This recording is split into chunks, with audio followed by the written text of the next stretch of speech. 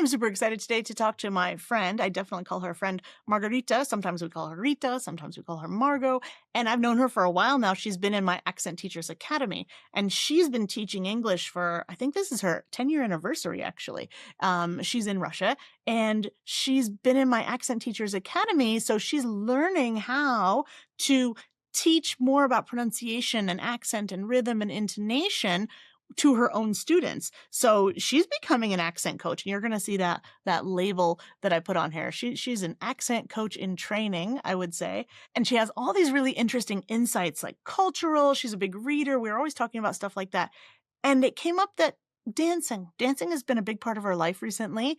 And so we're drawing these parallels today. You might not have thought about it, but I hope you really enjoy this episode because it's going to be about how dancing and English and accent are all related, especially teaching versus learning in that aspect. So I'm not a big dancer myself, and this kind of like blew my mind open. And I thought, oh my God, yes, so I can really see all those parallels. I hope you really enjoy this episode. Now let's get on with the show.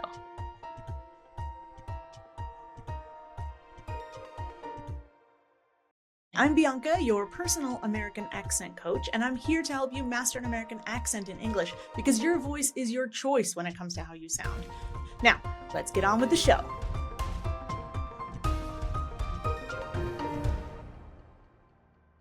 Oh my God, Margarita, I see you all the time, like 3 times a week sometimes, but I still love seeing you. So I'm so happy that you came to join us today for the podcast episode. We are going to be talking about something that we kind of stumbled across. But before we do that, can you give a quick introduction so that all of our listeners know who you are? Hi guys, my name is Margarita. I'm an English teacher from Russia. I'm a lifelong learner of languages, and recently I've started learning how to dance. And oh my God, there are so many parallels with what we do. Like, I'd like to discuss that. Insane, because it kept kind of coming up, right? You're in the teachers club. You often come to our accent academy, to the feedback club on Tuesdays, and often office hours as well. And these little things just kept popping up, and you'd have these realizations and insights. And it was like, okay, we got to pause and talk about this. So first, let's start with kind of like your thoughts on the parallels in general between when you went to these dance classes and you kind of analyzed how they were teaching, because you yourself are a teacher. Let's talk about the parallels between teaching dance and teaching language in general. What have you seen so far? Yeah, so like the first thing I noticed is being a dancer is not enough to be a good teacher. Those are like separate skills. And I can say that sometimes it's like that in language learning and language teaching too, when you have a native speaker with zero experience and zero training. And if you put them in a classroom, like it's going to be a disaster. And I had a few lessons like that with great dancers who got a lot of awards, but they really couldn't teach. Like they really weren't trained for that. They didn't know the tricks how to do it. It's not enough to be able to do the thing. You have to explain how to do it and like do it again and again. And it can be very annoying actually for a person who isn't prepared for that. So I feel like maybe on both sides actually, for the student who doesn't feel safe, who doesn't feel heard, and for the teacher who is like, oh, it's so easy, why can't you do that? Just copy me, right? That's all. Yeah, just do what I do. It's so easy. Oh, that drives me nuts when people say, it's so easy. And you're like, but you haven't done it before. Like, it's like teaching a little kid how to tie their shoes. And you're like, it's so easy. Just copy me. And the poor kid is like, where do the bunny ears go? And I don't understand what goes first. And yeah, I've had similar things too. I don't know if I ever told you this. I used to teach scientists how to speak about their work because it's so different. They're great scientists, right? They're researchers or whatever it is they do. It's very technical. But then when it comes to communicating about that, now we have a whole field called like science communication, right? And this was born from this problem, but we see the same thing with the teachers too. Yeah, absolutely, absolutely. And what else? What about also when you see like how somebody maybe behaves or their like emotional intelligence? There's a huge difference here too, I think. Yeah, exactly. I feel like you have to create a safe space for learning. Sometimes, both in language teaching, especially at school, when no one exactly agreed to be there. Like you were forced into this classroom. You didn't choose the teacher. They like didn't choose you, and you kind of have to struggle there. And yeah, like it can be hard with dance training, and I feel like ballerinas are infamous for very strict practices they have to endure.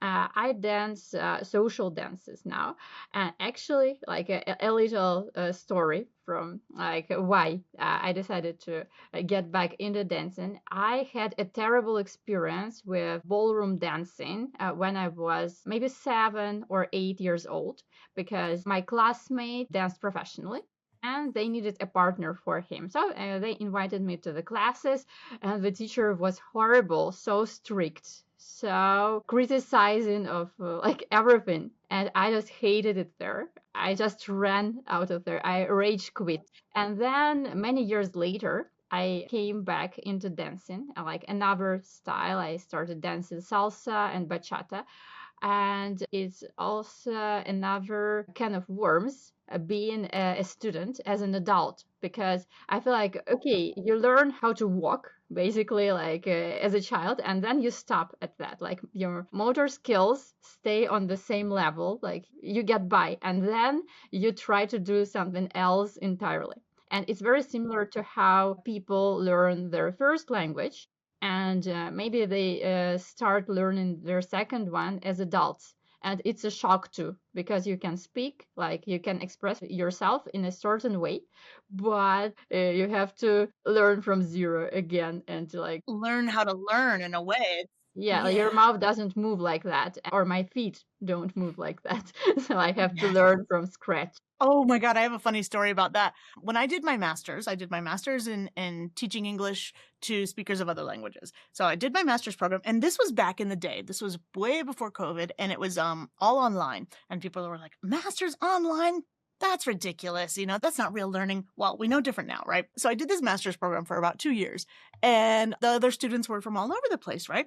One guy was from California, and we always met on the same day for 2 years, right? We kind of knew each other. Turns out he was from Mexico, or his family was from Mexico. So he ended up coming back here. Well, we met in person years later. We met in person, and I think it was Christmas, New Year's. We're like, let's go out dancing. And we did. And I'm terrible at dancing. And he was teaching me how to dance. I think it was cumbia or salsa, probably cumbia here. And he was like, "It's so easy." I was like, "Oh my God, don't say that to me. It's so easy. Look, it's 1, 2, 3, 4. One, except the three is like this." And it's like, and I was like, "Oh my God, you're a terrible teacher." Like, I never knew how bad of a teacher you were until I was like a student. And so I had that dance experience too, but in the way that like I realized maybe it's just me. Maybe I need to learn in a certain way and I need to find somebody who matches that. But maybe also like you're just not a good teacher. You're a great dancer, but you're not a good teacher. Yeah, absolutely. And I mean, like you have to understand like how to do it right. Like as a teacher, you have to understand what the student is doing wrong too, and Mm. you have to have some tricks to explain like how to fix the situation. Because okay, as a student, I can look at my teacher doing something. I can try to repeat. Maybe I can notice that there is a big difference between those two, but it's the teacher's job to look at that, to analyze what went wrong, and to give some tips on how to fix it. And like sometimes it's shocking, like how little you have to do. Like there are very fine movements, like maybe move your weight a little bit, like change like the position of your fingers, or like point your toe or something. And it's the Mhm. same as what you do in your classes actually. Then you like show your huge mouth model and you're like, oh, you should move the tongue a little bit here and move it a bit Mhm. like this, or between your teeth, or just like that behind the teeth. Like the difference is like minuscule, really, like less than an inch, much less. So like and like the same here, it's like fine muscle control actually. And I Yeah. have the same feeling when I come to your classes and when I come to my Mhm. dance classes, that oh, like I can kind of do that movement, Yeah. and let's see how we can improve it. Like When you were going to dance lessons, is it kind of like language also in that like the person comes to dancing the first time and the instructor or the teacher or the coach is really watching that one person to see what they need? Because I know for us in language, like needs analysis is a really big thing. And you want to know like this person is dancing for fun. Do they want to join competitions? Does that go on in those dance classes too? Yeah, yeah, absolutely. I feel like okay, maybe when you come like to learn from zero, okay, Mhm. it's pretty much the same. Just like with language learning, like okay, I have never learned English in my life, and let's start with the beginning. Like Mhm. let's Mhm. learn the basics. But later, yes, and I mean they do ask you if you want to dance professionally because there is a whole industry, lots of events, lots of competitions, and like if you want to take part in one, it's just like exam preparation in English. Like you have to know the format, you have to know what you can do already, and you have to know what you need to improve, what you need to add, and like the format too. You have to know the rules of what you're preparing for. Exactly, what you need and what you wanna get out of it, right? Because the experience should be good, and I know that you and I are both really big into, like, needs analysis, right? Because one Yeah. person's goals are completely different from somebody else's goals, and that's gonna affect how you're gonna teach and how you're gonna learn, right? And, like, the learning process. So let's kinda break it down, like, the parallels. Let's dig a little deeper. The parallels of, like, dancing now with, like, languaging, let's say, for lack Yeah. of a better word. So how do you compare the 2 when you see those little things? I feel like they're very similar, as in you have to learn a set of signals first, like there is some kind of a vocabulary that you have to learn, and then a dialogue starts. You like start dancing with other people, and you have to show something, I and love they that parallel. react. Like maybe like if you're dancing as a pair, someone leads and someone follows, and it's really very similar to like practicing your English with someone else. And yeah, there can be the same problems actually in there Mhm. because oh maybe you forgot what to do, like, and my teacher has been giving me tips and tricks on what to do, and I realized that I've been given the same type of advice to my students, like okay, like maybe the conversation didn't go as you wanted, or you don't know what to do, like you've lost your way, you're confused, like what to do, like how to ask, or maybe how to change the topic entirely. And my dance teacher is like, okay, maybe you lost your steps, you lost count, like you need to stop, relax for a second, maybe do a maneuver with your hand while you're collecting yourself. And I tell my students, oh, like actually you can use these phrases, like, oh, let me think, give me a second, like I have to think about it, and then regroup and change your strategy. And I feel like, oh, it's the same.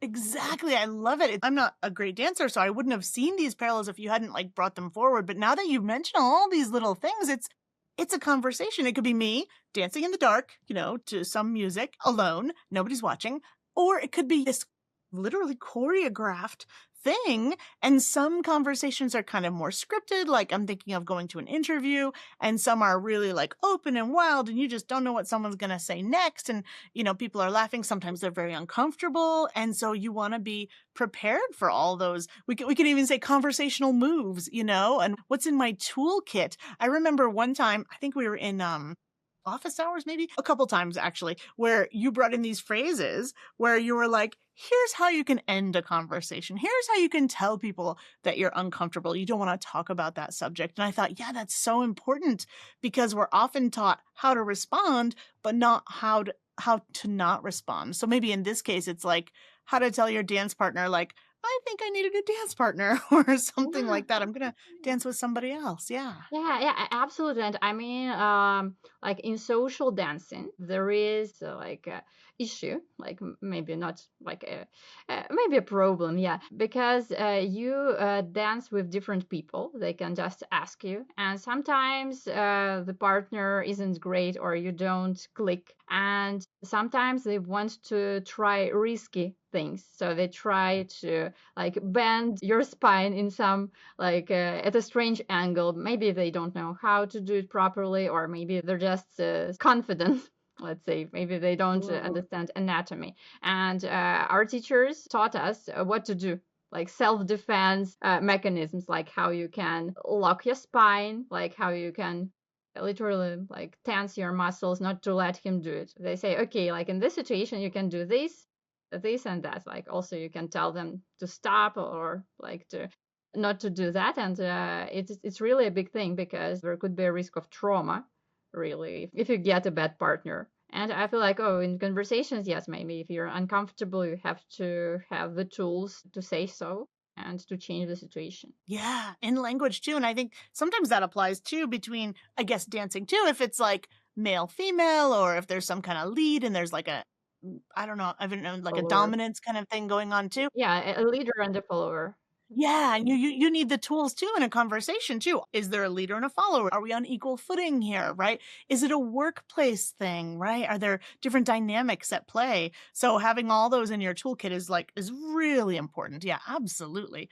So when we were talking about like steps can be like vocabulary, right? We're comparing the language and the tools. And earlier you said something about moving your tongue like a centimeter, right? And it's important to be able to communicate that and to teach that. So now I'm curious if we can talk about like dancing, but specifically accent training, because that's the direction you're moving in with your students too, is you want those tips and techniques to really like get to the heart of the matter. Because I know I haven't done much dancing, but for example, like in yoga and things like that, sometimes you think you're doing it correctly, and then the instructor comes along and just, adjusts you in such a perfect way. And you're like, how would I have known that myself?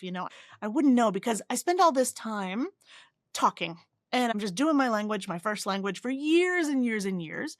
And I don't think about it. I've literally had people tell me, like, oh, my tongue? Oh, do I use my tongue? Like, they don't recognize all of the little things that they're doing. So now let's talk about dancing and more specifically, not just language, but accent training and things like that. What are your thoughts on that?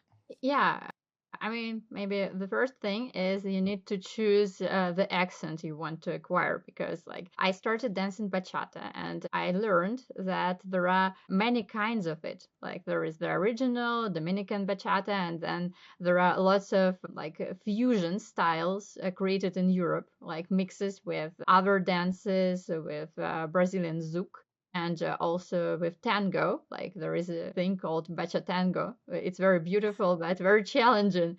Actually, I am not on that level yet. And yeah, you have to decide what you like.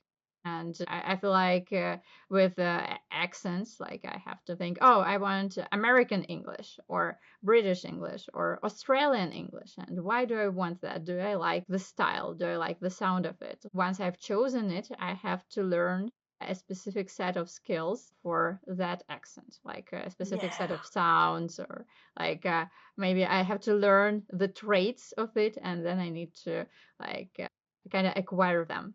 I have to Hmm. like retrain myself. And with the learning process, as I said earlier, you really have to change little things. And they create the whole picture, because I can watch my teacher doing something and then I can repeat to the best of my ability, and it doesn't look like that, and I have to think, oh, why? And she will help me analyze like why it didn't work the same way. Maybe I should have done it with more or less force. Maybe I should have moved my fingers differently or whatever. You have to keep a lot of things in mind. And there is the rhythm of the music you have to follow too. And there is the rhythm of the language. There are specific ones for different like styles. And you have to really think about it. You have to control it, and you have Hmm. to like keep all those things in mind. Or even intonation. Like when you said rhythm, that made me think, like, literally last night I was coming home from somewhere with somebody and I could see on the music that it was salsa. And Mhm. I thought, okay, there's salsa and there's cumbia, and I don't really know the difference. And the people in the car were like, oh, okay, this is salsa. And then they played some cumbia and they said, oh, this is cumbia. And this is also cumbia, and this is cumbia, and this one's salsa. And I could kind of like start to see the difference. And it was something to do with rhythm. But I think also in dancing too, when I say intonation, I mean like, what is the feeling I'm trying to emote too, right? Because then they played this other kind of music. I don't know if you know, it's Mexican. It's called banda. And when I hear that music, I think, oh, I just have certain feelings, right? And I have certain like things related to this music, which is probably true of dance too. But knowing that, you can say, okay, here's my speech. Now I can add the rhythm and add the intonation or change it. And then it's going to give a totally different dance, a different flavor, a different performance. You know what I mean? Yeah, absolutely. And when you were talking about like, what was it? Bachata and tango, I was thinking, oh, we could call it bachango or something like that. And Yeah, bachatango. bachata, yeah, exactly. I would call it bachango myself. But it made me think too, like, we don't have to just choose, I want American accent, I want British. Like, I could do something in the middle. I could do a transatlantic accent, right? Or I'm building the way I speak as a person. I can speak mostly in this, but yeah, I really like how the Australians say this or something. I can create my own thing by mixing all the different styles. And what you said was important earlier, something about kind of like having an idea in your head. Almost, I don't know if this is true in dancing, but having a model, right? Somebody you have watched and you're like, oh, I want to dance like that. Or I like the way this person sounds. Or maybe they just sound really confident. Or I like the way this person, I like how Michelle Obama gives speeches and I want to like emulate that in some way. So having a model, I think, probably in dance as well as in how you speak and accent and pronunciation and communication, that's really like helpful, I think, to help us help them. It's like, it's all about what you like, right? If I like to dance this, I'm going to dance this style. And then one more thing I wanted to add was when you were listing different kinds of dances, and I thought, oh, I think it's the same in languages. I think it's the same in accent that once you do one, once you learn one, it's a lot easier to transfer those skills and learn multiple ones. I presume that's true with dancing, right? Yeah, actually, it is true. And I mean, I'm very jealous of people who had some dance training in the past, and because they come to those classes and it's very easy for them to pick stuff to pick stuff up because like they do have those motor skills that like they do have that muscle memory. And for me, I came as a complete noob and like as a newbie it's very hard like to accept the truth of the situation that you really do have to learn, and also that the teacher had been training for 20 years, and it's reasonable for you not to be able to repeat the same result after one try, but it breaks my heart every time, and I feel like Yeah. the same with language learning too. As the person, right? You don't know what you don't know, first of all, right? Yeah. If I were starting a new language or something like that, I don't know what I don't know until I A, learn or somebody else tells me. And I'm going to get there a lot faster, probably, if somebody else can tell me. So you don't know what you don't know. The more you know, the quicker you move. I don't mean move in terms of dancing, but like progress, let's say, in whatever it is. And also, I'm willing to bet, I know it's true for accent. Like, you've seen it happen too, I'm sure. Somebody starts with us, let's say they come to the Accent Academy or whatever, they're your student, and you're like, hey, did you know about this thing? It's called schwa. It's actually your best friend. And I don't know if this has happened to you, but their head explodes, right? And then next week you see them and they're like, oh my God, that schwa, it's everywhere. And they just never noticed before. So I think with dancing too, you can kind of, you don't know what you don't know. And then you can kind of only see the big movements, right? But the more you stick with it, the more you can see those fine movements, right? You can Hmm. see exactly the way something is tilted, or like you were saying, how they're shifting their weight, or, where they're putting the emphasis, all of those things. So I think progress begets progress, it seems like.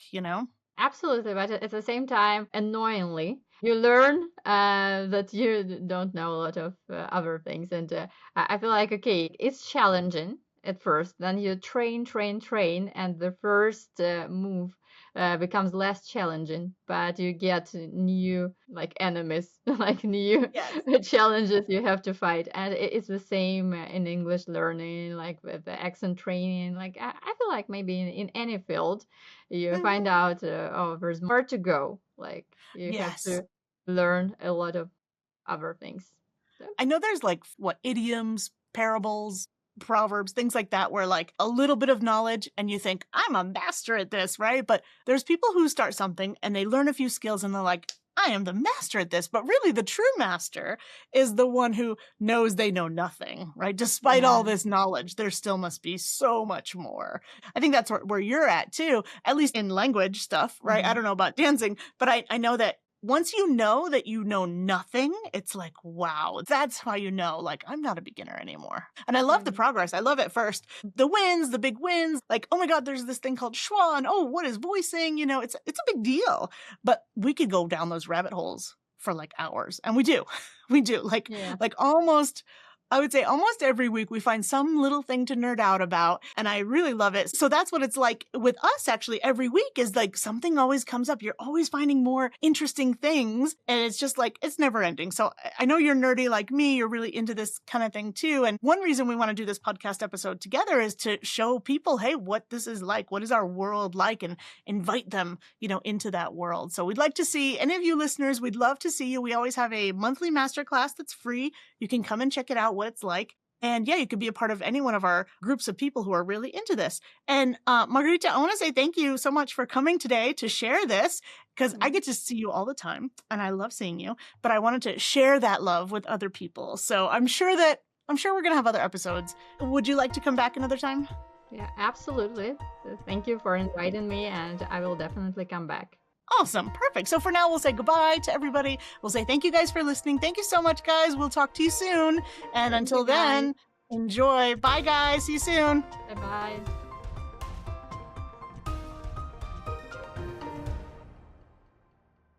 Thanks, guys, for listening. And I really want you to meet me and Margarita in person. So if you're really interested in accents, even just a little bit, you can join at a low level in our community. You can join what's called the accent enthusiast level, where you can just come to office hours on Wednesdays and just see what it's like. Ask a question. It's Q&A.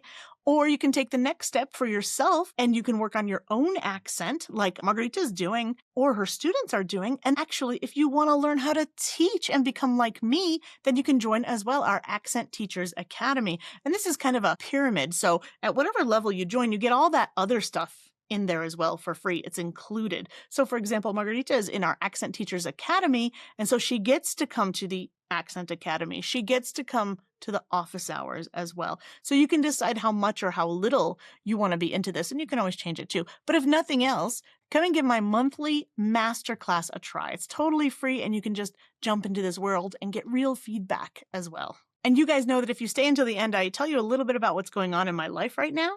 And these days, as I'm recording this, it's end of March. And we're getting into the dry season, the dry, hot season in Mexico. And I had to put up a sunshade in my garden because it's just, the light is just beaming down directly and like cooking me. So I put up this sunshade the day before yesterday in my garden. And I realized I moved into this house about 8 years ago. Love my apartment. And in the garden, there was a plant. And I saw the person who used to live in the apartment yesterday. And I said, do you remember that little plant? She said, oh, yeah. I said, oh, my God, it's so big. It's grown up to kind of the roof of the garden, and its leaves are going through the top of the roof and outside. So I knew that because I was putting up the sunshade, and I had to kind of go around and move the plant and hoist it up. And I realized, like, wow, I've been living here a long time. And I think that's kind of like a lot of things, right? You don't notice the changes day by day. You don't notice the growth. Sometimes you don't recognize your small wins until it's been a while, or you see that person and you say, oh, wow, you've lost weight, or oh my God, you have a baby now.